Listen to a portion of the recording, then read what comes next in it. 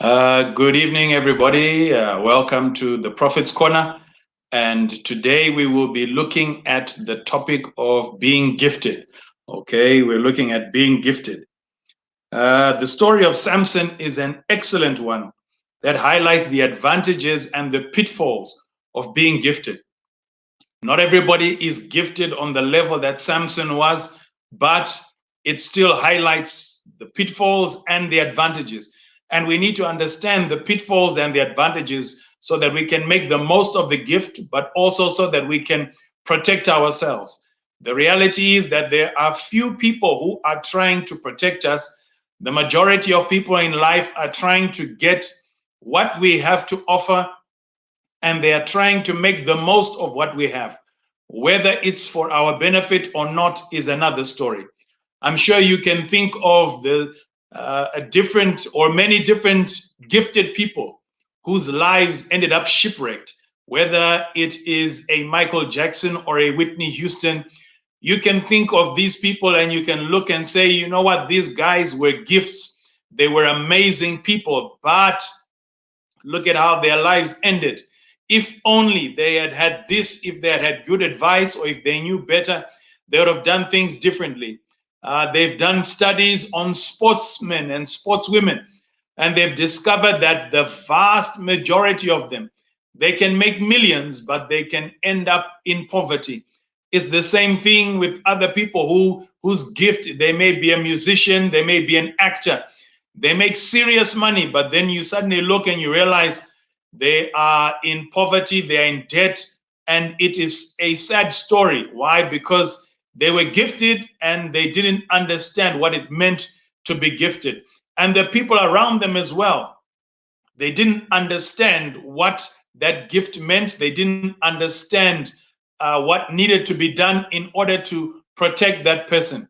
The Bible tells us that the gifts of God are, or the blessing of the Lord maketh rich and adds no sorrow. When God gives us a gift, He doesn't give us a gift so that we are sorrowful or so that we end up in a bad place. He gives us a gift so that we can enjoy the blessing that He has given us, and so that it does good and great things in our lives. So today, what I will share will help both those who are gifted and those who are in the lives of gifted people. Okay, not all of us are gifted. You can imagine Samson had thousands and thousands and thousands of people who were in his life, and they benefited from his gift, but they could have benefited more, and they could have also been a greater blessing to Samson had they understood what it meant to be gifted. So I can be around gifted people, but unless I really understand them, I also can't really be a blessing to them, or I can't make the most of my interactions with them unless I understand what it means to be gifted and what God planned when He made that particular person or when He made people gifted. So you know you are gifted when it is much easier for you to do something than for other people. Okay. If I find it much easier to run than other people have to train night and day to even think of competing with me. But I can come straight from an all-night prayer and then go onto the track field and beat everybody. And it can seem so unfair. Well, I'm gifted. Okay, they are training hard, but I am gifted. So it's given me an edge over these people. Or I can write songs in my sleep, whereas somebody else, they can fast and pray and they go to songwriting camps, and maybe they'll only write one or two songs in their lives, or all of the songs that they write, they do not come up with any hits. Whereas I'll be like, you know what? I was just taking a shower and boom, the words of the song came to me and I wrote them down. And from there, that song becomes a hit for me. And I write hit after hit. I'll be sitting, having supper with people, and suddenly I'm inspired to write a song. So it's so easy for me to do that, or it's much easier for me to do something than for other people. Then also, you know you are gifted when whatever effort you put, it gets much better results than expected, or much better results than what other people get. So for example, I can say the exact same thing. Okay, I didn't even try hard. I didn't try to be original, or I just said exactly what someone else said. That person said it. They launched a massive media blitz to try and get the message out that they were sharing. Nobody even hears them. I come and I say the exact same thing, and boom, it shakes the world. So my effort gets a much greater result than expected. It gets a much greater result than somebody else who put in an equal or lesser amount, or even a greater amount of effort. So you know you are gifted because your results are not normal. Your results are extraordinary. So even if you tell people what you have done, you give people the template, the play by play, the blow by blow of how you do what you do. They can take it and try as hard as they can to replicate it, but it won't have the same results for them as it does for you. Their results will always be inferior to whatever it is that you are doing. So, for example, I can say, you just pray and it will work. Somebody else will pray and they don't get those results. I just said I spent 5 minutes in prayer and boom, the healing came or the money came. Someone else spends 2 months fasting and praying with other people before they see the same results. I cannot say that that person lacks faith. It's simply a matter of me being gifted and them not. It's the same thing with prophesying. If I'm a prophet, I'm automatically gifted in the area of prophecy.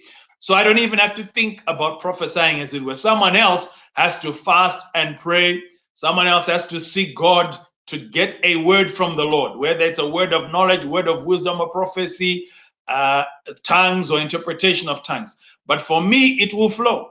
It will just flow. Why? Because it is a gift that God has given me.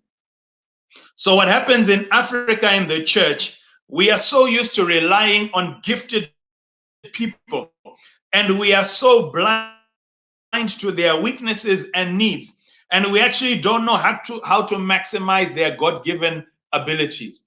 Okay, we build a church based on a gift, or we build a company based on a gift, but we don't know how to make the most of the gift. And so because we don't know how to make the most of the gift, there are cracks, or there are things that then get exposed either as the business or ministry grows, or as time goes along. Weaknesses begin to be exposed, but we keep thinking that the gift will cover those things. So when we look at Samson just assumed that my gift will cover for all sorts of things. Well, it turned out that it doesn't work like that. Samson's gift, his power, did not cover up for a lack of wisdom. And because he lacked wisdom, everything came crashing down. And we see this happening with ministries, with churches, with businesses, with families, and so on.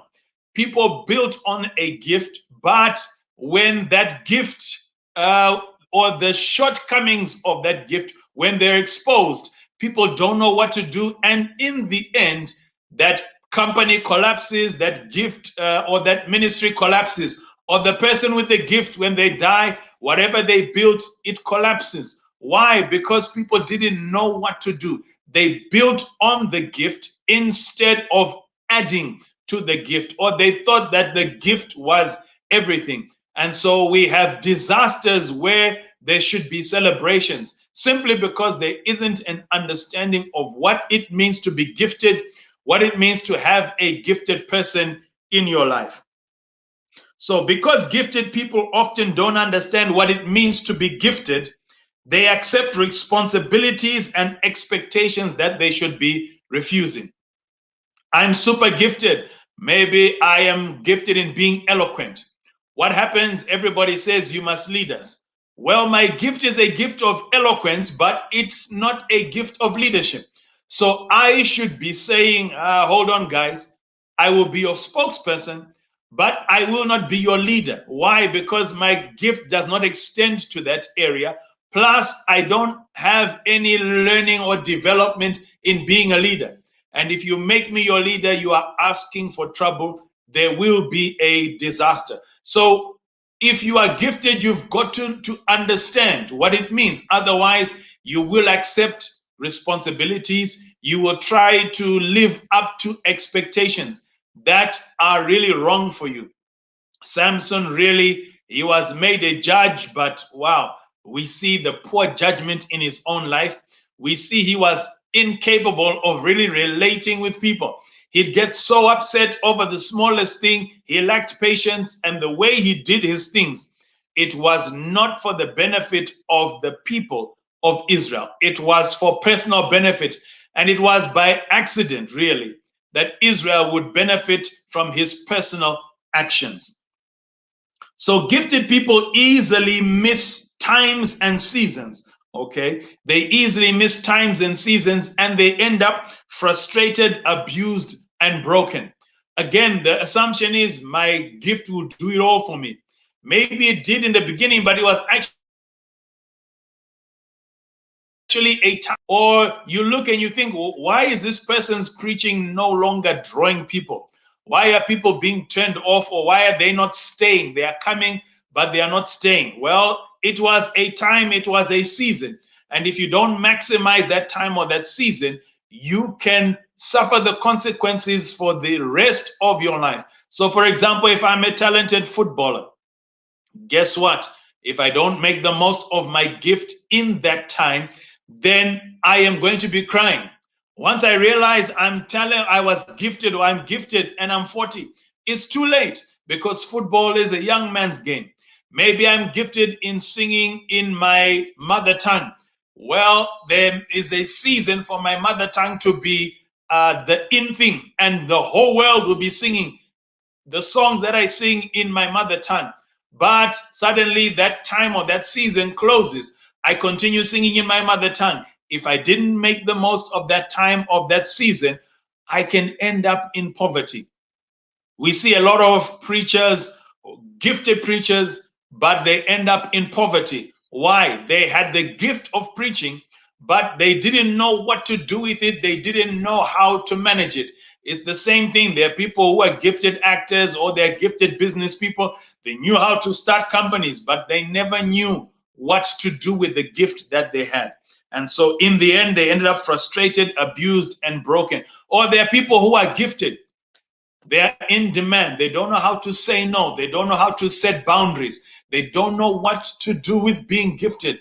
And so it frustrates them. They go into hiding. They shut down. They have nervous breakdowns. They become recluses, or they hate people. And it's all because they don't know what their gift is, or how to make the most of that gift that they have.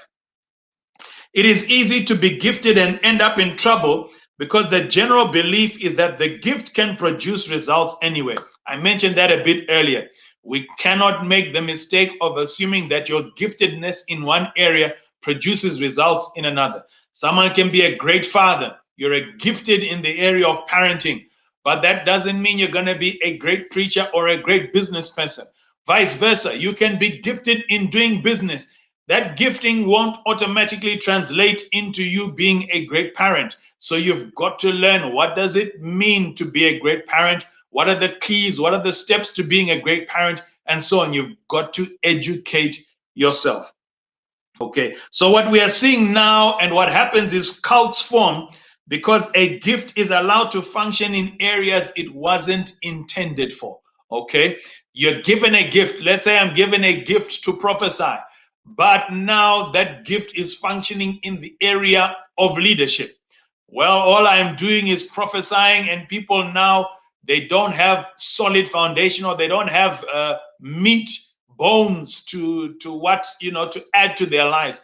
And so in the end, my prophetic gift causes us to end up in trouble, because now I am hearing all sorts of voices, and anything I say is just assumed to be of God. And so no one is actually testing, and we end up with a cult. So it's important that we are being careful. We are looking to see, is this gift functioning in its correct area? That way, the person with the gift is protected, and so are the people around the person with the gift. So we need to understand a gift is not learned, it is given or received, okay? That a gift is not learned, it is given or received. So if we are saying you are gifted, you've been given this gift, okay? You've been given this gift, or you prayed for it and you received it, okay? So a gift it's given, it's received, or it can also be asked for. I can ask for a gift. The Bible says that we should actually earnestly desire the better gifts. In other words, gifts that are relevant in that particular time. So we can ask for a gift and we can be given the gift, or that gift can be given to us. We look at Moses. What was on his life was given to leaders. And so people began to prophesy. The prophetic anointing, the gift that was on him, was given to other people, and other people began to flow in the prophetic. Okay, so a gift is given or it is received. Okay, so God is giving you the gift, you are receiving that gift. Then a gift can be and it should be developed. Okay, you've got a gift, you don't leave it to naturally develop. Okay, you've got to be deliberate about developing that gift. Just because you have a gift doesn't mean it will get better just because you have it now. You've got to work it, you've got to study, you've got to do all sorts of things. So we want to look at the demands that are on gifted people, okay? What are the demands that are placed on a gifted people, or that a gifted person must respond to, and that the people around a gifted people must know, and they must look to help the person know how to respond. Okay, the first thing, a gifted person must recognize the gift. Okay. Samson really couldn't recognize his gift. He didn't know how valuable it was. Okay, he didn't know how potent it was. He's just like, well, this is normal for me. And there are people who are gifted poets, for example. It's normal for them to write rhymes, poetry. They can just be sitting and they start writing. Fine, but they don't, they don't harness it. They don't recognize it for what it is, something extraordinary. And so a lot of people have these gifts, but they are undervaluing them. They just assume everybody is like me, when everybody is not like you. Everybody can't do things like you. Everybody can't produce the results that you produce. Everybody can't hit the levels of brilliance that you are hitting.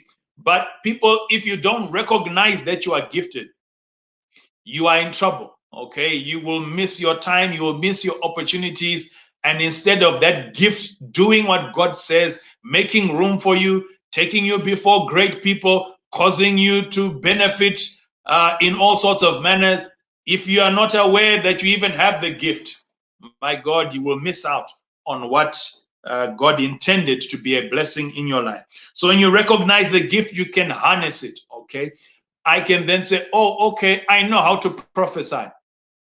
What are the things that are needed for me to get deeper in the prophetic? What are the things that are needed for me to get stronger in the prophetic? What are the things that are needed for me to prophesy on a greater level than I'm prophesying on now? If I am a footballer, what are the things that are needed for me to get this gift to where it needs to be? I don't want to be a top level, or my gift to be on the level of Ronaldo or Messi, but I'm stuck in a village. Okay, I've got to know, what do I do with this gift? How can I make this gift work for me? So when you recognize it, you then can begin to move to a place where you can harness your gift.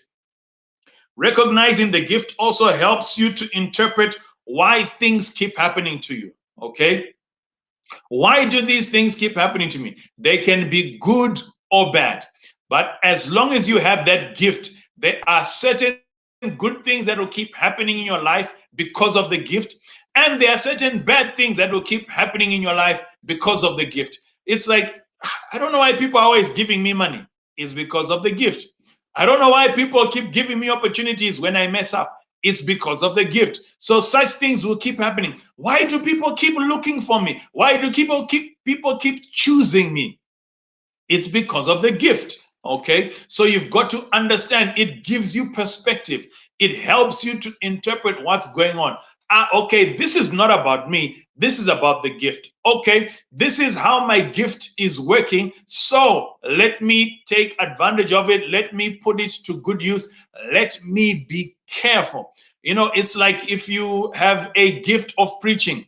Well, a gift of preaching makes people attracted to you. It draws people to you. Worse, if you're an evangelist, people are drawn to you seriously. Now you can misinterpret that attraction, okay, and think, wow, I am very handsome, or I am very beautiful, or I can do whatever, or you can abuse that attraction and begin to take advantage of people. You end up in a place of sin. You end up in a place where you are abusing people, and therefore you are bringing the name of Christ into disrepute.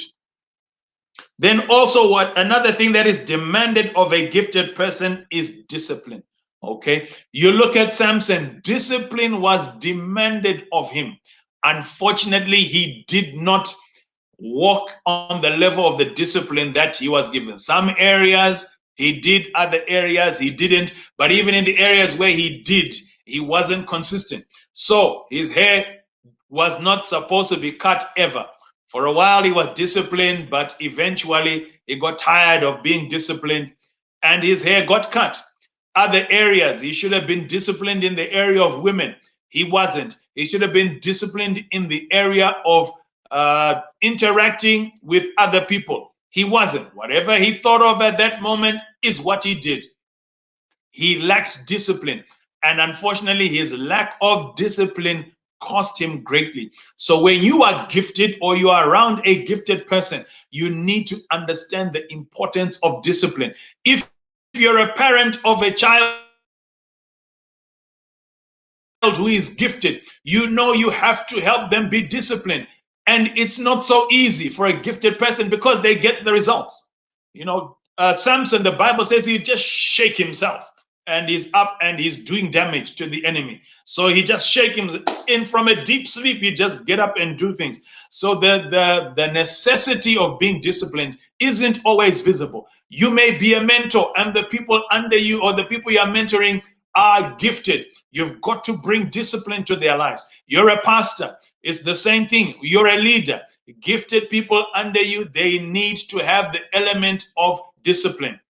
You look at top sportsmen, they have got serious discipline. As gifted as Ronaldo is, he works harder than everybody else. The same thing applies to Messi. He works harder than anyone else. You see a lot of people, cricketers, they change their diet, okay? Some people, there's some like Australian cricketers, bowlers, they went vegan because it was important for them to be vegan so that they could perform at the highest level. They added discipline to their giftedness. Then there are other people who are so gifted, but they lack discipline. And you look and you're like, if only that person was disciplined, they would be achieving so much more than what they are achieving right now. So if you are gifted, whatever your gifting is, you must know discipline is important. It will help you in the area of temptation. As long as you are gifted, temptation is going to hunt you down. You are like a beacon for temptation, okay? It may be financial, it may be women or men, it can be power, whatever it is. If you lack discipline, my goodness, you are heading for trouble. One of the greatest temptations for gifted people is laziness, okay? And a lot of people fall into that. Then the next demand on someone who is gifted is that they must go the extra mile. Just because I am gifted doesn't mean I do something half-hearted, I do something halfway. I have to go the extra mile. The most gifted person who lived was Jesus Christ. And we see everything that he did, he went the extra mile. In order for a gifted person to achieve the results that they are capable of, they have to go the extra mile. Can you imagine if Samson went the extra mile? Instead of these intermittent skirmishes, with the enemies of Israel, imagine if he had said, you know what? I've defeated these guys. Let me just leave it. If he had said, you know what? I've defeated these guys, but I've got to press home the advantage. It means I've got to do more than what I've done now. he would have slaughtered the people who he did end up slaughtering, but at the end of his life, he first had to go through serious loss for him to get a wake-up call. Well, guess what? If he had gone the extra mile in the beginning, there would have been no one to pay Delilah to trick him. Why? Because he would have slaughtered them in a short space of time. But over the entire time he was a judge, he didn't go all out and annihilate the enemies of Israel. And it came back to bite him. There are certain levels that a gifted person needs to operate on. And if they don't hit those levels, then the reward will not be released. Okay. And a lot of people are frustrated. A lot of people are crying. A lot of people are living in regret because they don't realize a gift at times needs to hit a certain level. If it doesn't hit that level, the reward will not be released, or the reward will come, but it will be a fraction of what it's meant to be. And I can feel it now that there are gifted people who are watching. You haven't gotten the rewards of your gift because you haven't gone the extra mile. You haven't yet hit the level that you need to hit in order to release the kind of resource that is supposed to follow your gift. Okay, so the Bible also says, to whom much is given, much is expected. So don't assume that you can do something halfway. Just know that you've been given a lot. Doing things 50-50 is not going to cut it. God will not be impressed. God is not going to release the harvest. Neither will the ground release the harvest that is meant to go in line with your gift. There are a lot of people I'm sure you can think of, and you're like, with the gift that person had, if I had his gift with my work ethic, I would be a billionaire, or I would have a church of 10,000 people. I would have a business that is rocking the market, etc., etc. Okay. Then the next thing, a demand that is placed on a gifted person is the unreasonable. We've got to understand, if you are unreasonable, if you are gifted, people are going to put unreasonable demands on you. There's a difference between going the extraordinary and then unreasonable demands being put on you. Jesus was super gifted, and a mother came to him and said, look, I want my sons, one on the left hand, one on the right hand. She recognized there was something different about Jesus, but Jesus recognized that demand that was being made on him was unreasonable. And so he's like, you know what? I can't help you in that area. That particular demand is unreasonable. What happens? People will look to milk a gifted person to the bone. You pray for 5 people suddenly and you're successful. Next thing, you've got 100,000 people lined up outside your house waiting to be paid for. It's now an unreasonable demand. People want you to be available 24/7. It's not reasonable. You are a human being. You will get burnt out if you don't manage yourself. You need rest. You need to laugh and so on. So unreasonable demands come with the territory of being gifted.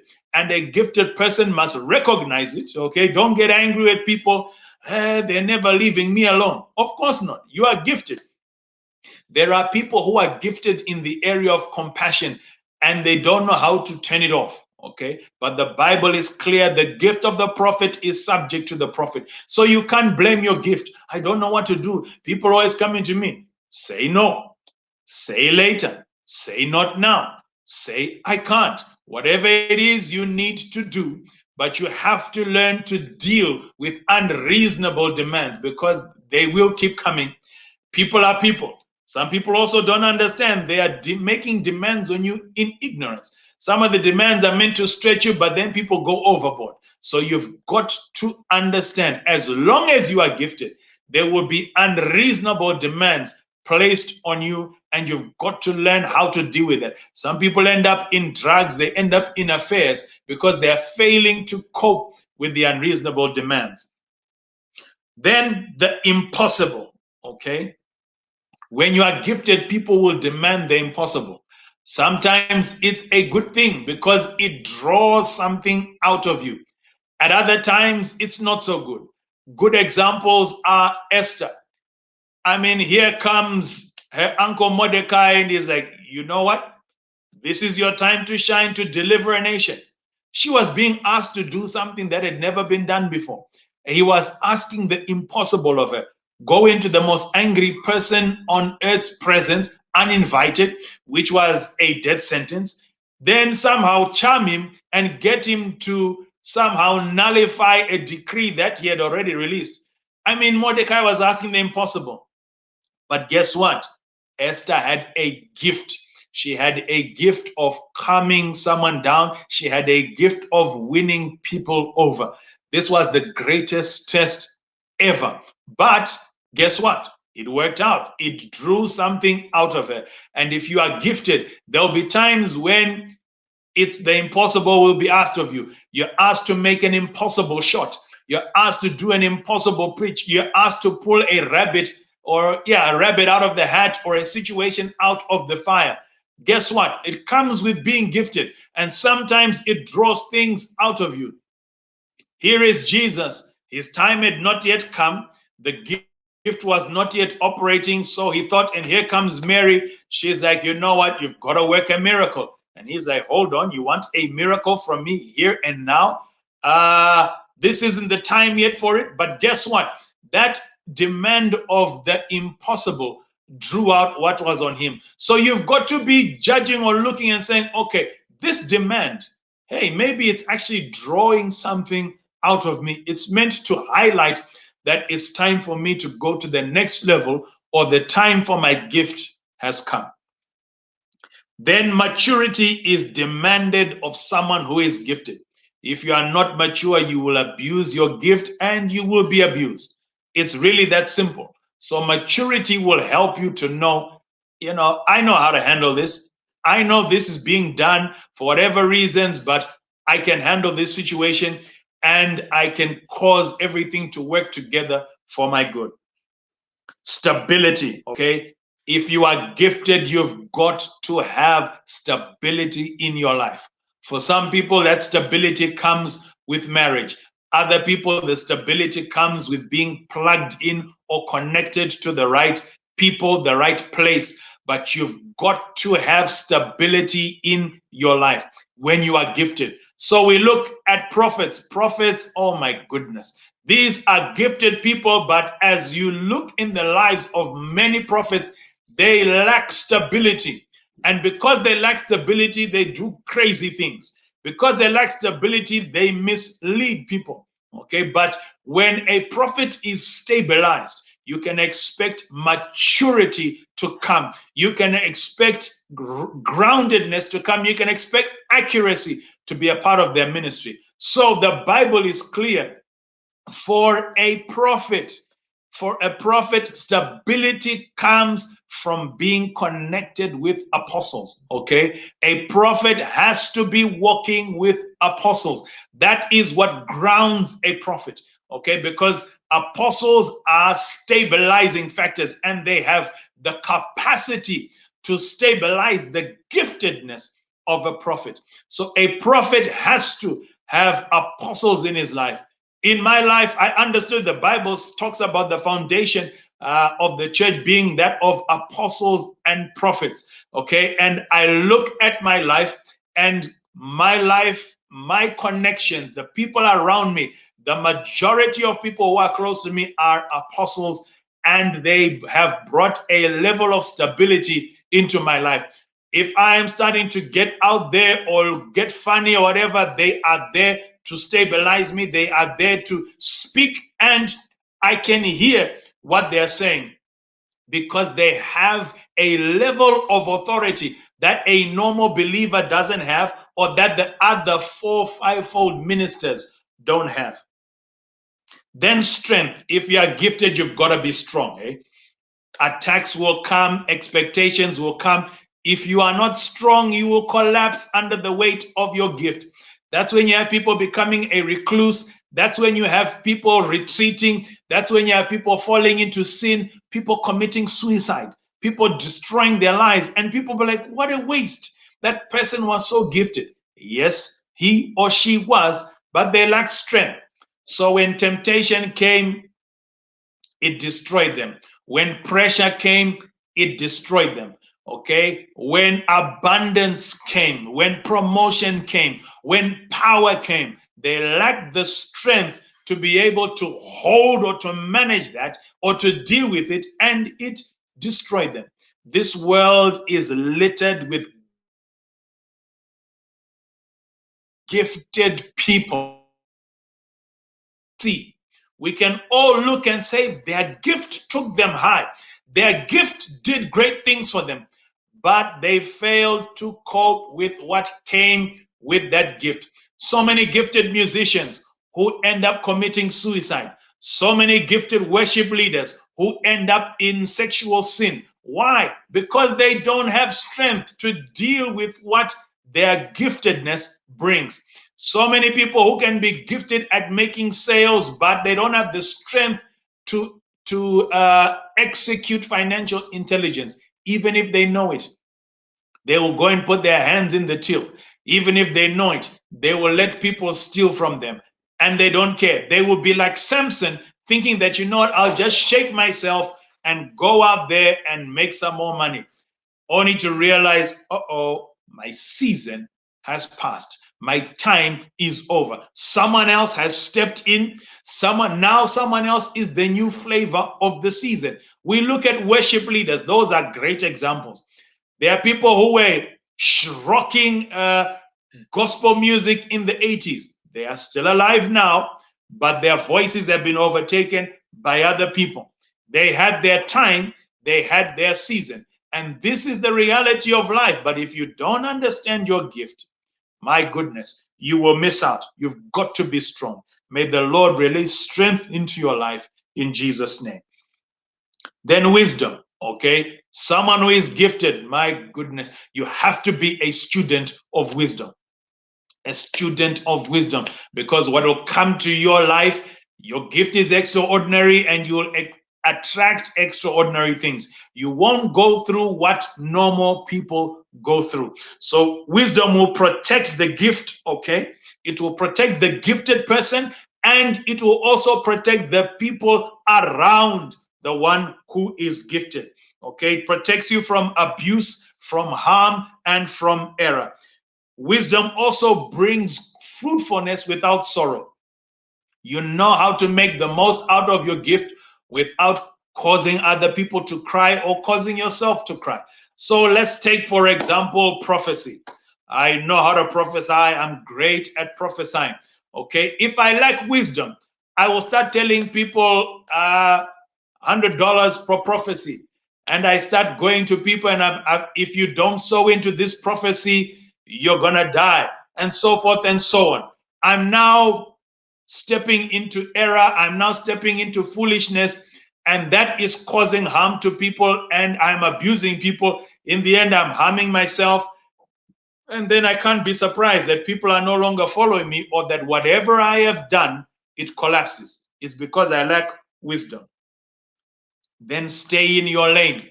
I mentioned earlier how if you are gifted, people will try and give you all sorts of responsibilities, get you to do all sorts of things, try and give you all sorts of posts. Stay in your lane. If I'm a prophet, I'm a prophet. But man of God, you've got such wisdom. Come lead my company. Sorry, that's not my lane. My lane is operating in the prophetic. Thank you, though, for the offer. Or you're a business person. You're great at business. That's where your gift is. And they're saying, we want you to be an elder in church. Thank you very much, but that's not my area of gifting.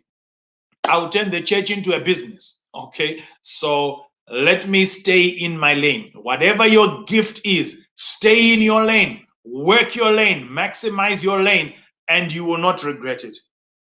So then another demand, or the last demand on a gifted person, is develop soft skills, okay? Know how to interact with people, know how to do the things that need to be done to cause you to be palatable, okay, or to cause your impact and your influence to increase, that will cause your harvest to multiply. I can be a gifted footballer, for example, because they are popular, but if I am obnoxious, I turn people off, okay? And so I am limited in the impact that I have. I reduce the impact or the quality of my brand. And so I reduce the amount of income I can make from it. It's the same thing if you are in ministry, for example. If you are so proud, obnoxious, people will be like, you know what?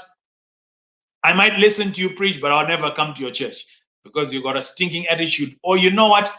I can hear what you are saying from somebody else. I don't need everything that comes with what your gift entails. You lack soft skills.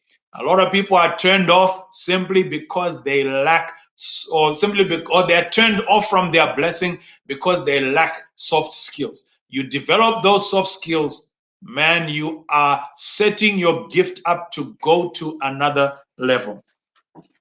So what are the trials of a gifted person? Okay, we just want to look at some of the trials of being gifted. If I am gifted, I can expect certain things. And if I have a gifted person in my life, I can expect certain trials, certain challenges to come their way. I shouldn't be surprised. Okay, I won't be surprised, and I can know how to position myself to be a blessing in that person's life. So a gifted person can expect to be misunderstood. You are just showing off. I'm not showing off. I can't turn off my gift, you know. Why do you want me to underperform? Why do you want me to pretend I'm dull or I am bad at something when I'm not? It's not my fault. I'm gifted. God has blessed me and I must make the most of my blessing. But you can expect to be misunderstood. Whatever you are doing, expect people to misunderstand your motives. You're only doing that because you are a famous singer, or you're only, well, you know what? I understand now. I'm not going to be trying to defend myself everywhere because I understand. As long as I'm gifted, I'm going to be misunderstood. That's a reality of life. And I develop a thick skin to know that no, people will misunderstand me, and I'm not going to invest so much of my time and energy trying to defend myself. I will focus my energy on the things that actually bring me a harvest. Okay, we look at Jesus, extremely misunderstood, completely misunderstood by hordes of people, but he didn't focus on being misunderstood. He took it in his stride and he kept to his task. He worked his gifts and he maximized them. If you are gifted, you will be attacked. Okay. If you are understood, you can expect to be attacked. Even if you are misunderstood, you can expect to be attacked. But even if you are understood, expect those who want what you have to attack you. Expect those you. Expect crazy people to attack you. Attacks come with being gifted. Somebody can pay to put a story in the paper to attack you. It's because of your gift. Okay? It's because you are shining and they hate the light. So expect it. You will be attacked. It is common for every gifted. For now, people may love you, but just be prepared that sooner or later you are going to be attacked, and there'll be somebody, it's like they were born to attack you. They believe it's their ministry to attack you. It's to be expected because you are gifted. Then betrayal. You can expect to be betrayed. It comes with the territory. Samson was betrayed by Delilah. He thought they had a good thing going. She made it seem like they had a good thing going. But guess what? She betrayed him. Jesus was betrayed by Judas, and yet he revolutionized Judas's life. Betrayal comes with being gifted, and you cannot be surprised that somebody close to you will betray you. You look at Caesar. Caesar was surprised that Brutus, literally his right-hand man, betrayed him. There's the famous Latin saying, et tu, Brute, or you also, Brutus. He was surprised. But when you are gifted, you know that betrayal will come sooner or later. I'm not saying your close friends or family will betray you, but somebody somewhere will betray you. Somebody in a key position, somebody in a critical position, they will betray you. They'll be like, don't worry, I'll do this for you. I'll sort it out. You leave something important in your hands, and next thing they take that information, give it to your competitors, or they don't deliver. You look bad and it costs you a lot. Betrayal comes. Don't take it personal. Don't allow it to destroy who you are. Delays. When you are gifted, delays. You've got to develop your gift to a certain level, so you will experience delays. Okay? There are people who are fighting you, so you can experience delays. But don't be surprised that there are some things that are delayed in your life. The more gifted you are, the greater the challenge. So other people can be succeeding quickly, but you, it may take time simply because of where the gift needs to be developed to. Okay, so certain things won't happen to you, there will be delays. Joseph was an extremely gifted leader, but man, he experienced serious delays, but it's normal. Then manipulation. People will try to manipulate you. I see what you're capable of. We see it with Jacob was gifted, my goodness. When it came to animal husbandry, he was gifted. I mean, who puts sticks in front of animals when they are mating and then they produce exactly the kinds of offspring that that Jacob had in mind?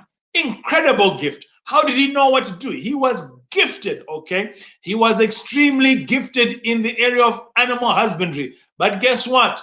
His own father-in-law Laban manipulated him. And here Jacob complained and is like, finally, he's like, you know what, 10 times, man, your father has cheated me. Yeah, it's expected. You are gifted, people will try to manipulate you. That's why you have to be wise. That's why you've got to have stability. That's why you need all these other things, so that you are protected from manipulation or the worst effects of manipulation. Loneliness. A few people can understand you depending on how serious your gift is. So you can expect to be lonely. Man, that's when you really have to have faith to say, God, you will bring the right people into my life. Sometimes you just need one person. Sometimes you just need a handful of people. But you've got to have the faith to say, God, bring the right people. Because loneliness is there, and sometimes people will underperform just so that they can have people around them. They don't want to put people off with how great they are at something or how talented they are. They can see how their gift antagonizes people, and so they withdraw because they don't want to be lonely. There will be times of loneliness in your life because you are gifted, and your gift sometimes needs you to be separated so that you can work it, develop it, and take it to the next level. Then finally, I did mention it earlier, but unreasonable expectations. People will have unreasonable expectations. It's a trial. People continually do it, and then when you don't say yes or you don't deliver, people label you all sorts of things. You're selfish, you are rough, you are evil, you lack compassion, whatever label they use, expect it. But there will be unreasonable expectations placed on you, and it's a challenge sometimes. Who wants to be slandered? Nobody. Okay, no one's like, hey, pick me when you want to slander somebody. But it comes with the territory. We just want to quickly look at some of the things that you can expect to be attracted by your gift. Expect to be attracted by your giftedness. Number one, favor. People love someone who's gifted. Okay, people promote someone who's gifted, while there are people who are more qualified or people who have more experience, but you are showing you've got the gift and people will back you. You make mistake after mistake, but they will stick with you because they see something in you. Man, people will change the entire setup of their business, of their sports team. They will change the setup of their family because you are gifted. Now everybody has to wake up at 4 a.m. to help their sibling practice their tennis or their soccer or whatever, or their music, okay? Because they need to practice with a crowd or people there. So your giftedness attracts favor. Others will complain sometimes, but hey, work it, understand it, surf it, make the most of the favor that your gift brings, because it may not last. It very likely won't last your whole lifetime. So when the favor is with you, make the most of it. Okay. If you make a mistake, don't go into a shell, don't hide. Favor is with you. So keep going, keep going, keep going. You know, when you say sorry, other people start saying, no, no, no, no, no, no, it's my fault. And yet it wasn't. Okay. Ride the wave of favor. It's a benefit of your gift. Your gift will also attract enemies. That's a reality. I've mentioned a lot about that. Your gift will also attract friends. Okay, so you've got to be aware that sometimes it's your gift that will cause people to be friendly to you, people to want to be your friend. Sometimes your gift is the icebreaker. Okay, then of course people get to know other things about you, but that's your icebreaker, your gift. So expect it, believe it, demand it. Okay, declare it that my gift is bringing friends. I'm not talking about superfluous people. I'm not talking about flaky people. I'm not talking about fair weather kind of people, but I'm talking about real quality friends. Then your gift will attract resources. Somebody will sell their house to fund your gift. Okay. That's what happens when you are gifted. Somebody else has got a solid business plan. You don't even have a business plan, but somebody is backing you, your gift. They see your gift. They sell everything they have just to back your gift. Okay. So it will attract resources. Expect it, ride that season, ride that wave, because you don't know when it will end. Make the most of it. Then your gift will attract opportunities. The Bible says your gift will make room for you. Opportunities will come your way. Samson had so many opportunities, but he didn't make the most of them. But your life will be different. You will make the most of opportunities. What is the purpose of a gift? Okay, why does God make people gifted? Well, guess what? We all need something to give us an advantage in this life, and God does not cheat us. God always gives us something that will make us have an advantage so that we can prosper in whatever it is He has signed for us to do. So, number one, the purpose of a gift is to open doors. Your gift will open doors for you. That's why you have it. Expect your gift. You will have a sports person invited to a political gathering, okay? And then that becomes the launch pad of their political career. It's the gift, okay, that opened doors for them. God knew that if you try to do politics the normal way, you will flop. But here's a gift that will make room for you, that will open doors for you. Joseph, his gift of interpreting dreams opened doors for him. After that, it was leadership that took over. He wasn't being asked to interpret dreams daily, no, but it was what opened the door for him to get to the highest level that he could possibly get to. A gift is there to accelerate progress. Okay. I am gifted educationally, so I skip grades. While my peers of my age are still in grade 3, I am finishing high school because I'm gifted. Okay, so your gift, the purpose of a gift is to bring acceleration. God wants to accelerate something. For 30 years, Jesus had minimal impact on the people of God, the Jews. But when the gifts kicked in 3.5 years, he turned the whole world upside down. He changed eternity because gifts kicked in. So we need to understand your gift is there to accelerate or bring accelerated progress. So you've got to begin to pray, God, let these gifts bring accelerated progress in my life. Then to deal with the difficult and the impossible.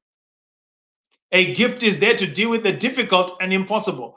When people say it's impossible to fly, but your gift, your intelligence, your inventiveness comes in and it deals with that impossible situation, you solve the issue of lift and something staying in the air, and then what? Boom. You have dealt with the impossible and you have dealt with what is difficult. So expect gifts. A gift will be demanded when things are impossible, when things are difficult. If it's a sports team, you are making no progress against the opponent. Now your gift had better kick in. You'd better do something. It's called a moment of brilliance. Nothing was going to change or you were going to lose until the moment of brilliance happened. That's the purpose of a gift.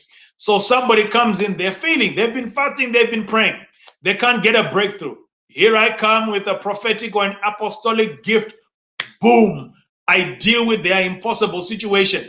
Suddenly things are flowing. Their marriage is fine. Their children are now behaving, or their business is elevated, and so on. We need to understand that the gift, the purpose of the gift is to deal with the difficult and the impossible. Then to break into new levels and dimensions. Okay. For me to break into the next level or into a new level, I need a gift. I'm a prophet, as an example. I could hold a crusade, no one will pitch up. But I have the capacity to lead, let's say, 5,000 people. What do? I get the gift of an evangelist. He comes, he does crusades for me. Boom! After 1 week of crusade, there are 5,000 people in the church. Now I've gone to a new level because of this gift. So that's the purpose of the gift, to take me to a new dimension or to break into new levels and new dimensions. You see, when you see the gifted people around you, you can begin to understand why God has placed them in your life and how they can work in your life. And then you can begin to tap into what is there. Sometimes what your breakthrough is right there, but you are not seeing it. The gifted person is there, but you are blind. So it's important you understand these things. Then the purpose of the gift is to save or to redeem. Okay. There's someone who'll be like, you know what? They make some crazy deal with somebody. If I accomplish this, then that person is no longer working for you. They are set free from their debt. And someone's like, sure, go ahead. You can never do it. And guess what? Your gift does the impossible, and someone is saved, someone is redeemed. When we look at Jesus, because of his gifts, people got saved. They saw the healings, they saw the deliverance, and they're like, you know what? We need to get saved. They heard the gospel. This guy's preaching was on another level. They got saved. They were redeemed. So your gift can be there. You know how to speak. People have been trying for years, okay, to say you've got to stop this mutilation of ladies when they become adults. No one is hearing, but here comes somebody with the gift of the gab, as it were, who knows how to speak a silver tongue. They go in there, they sweet talk everybody. Everyone's, we've got to stop this practice. It's evil. Okay, so you have redeemed people because of your gift. Then lastly, to provide moments of brilliance. Okay, there are times when you need something incredible, something miraculous to happen, whether it's just to make people laugh, whether it's to inspire people, whether it's to get out of a hole, or whatever it can be. But moments of brilliance are required, where people look back and say, do you remember that day? What that person did was incredible. Do you remember that day? If that person hadn't had that moment of brilliance, that inspiration, this place where we are, we would never have been there. You know, someone gets up and says, you know what, let's do this. It's like, that doesn't make sense. Forget it. But they do it. That moment of brilliance changes everything forever. We need moments of brilliance. We need someone to preach a word that breaks through someone's hard heart or breaks through someone's stubbornness. Moments of brilliance are essential. Okay, so those are the purposes of the gift or of gifted people, and we need to understand that. We look at Moses. Okay, just as an intro for next week, we're going to look at skills. Okay, Moses was a gifted leader. Everything he accomplished pretty much was a gift. He goes to Pharaoh, power gift. He says, he stammers, it's a gift. People listen to him. He passed the Red Sea. Everything is a gift. All the progress, or most of the progress that was made, was because of gifts. People would stand in line for days waiting because of his gift to be, to have their matter judged because of his gift. He made progress because of a gift. But when you study his life, there were a lot of holes and challenges, and then he never overcame them because his gift took too much prominence. So it's important for us to understand gifts and then understand I may not be gifted, but I may be skilled, and my skills will complement somebody who is gifted. And wherever you are gifted, look for someone who is skilled, because they will complement whatever it is that God has put in your life. Thank you so much for joining us. I hope this has been a blessing. I can feel a turnaround. I can feel the breakthroughs happening. I can feel newness, new levels are coming into your life. Light bulbs are coming on in your head, and you are beginning to see the way forward is becoming clear, and things are being attracted to you that are going to change your life. God bless you so much, and we'll see each other next week when we get into what it means to be skilled. God bless you. Amen and amen.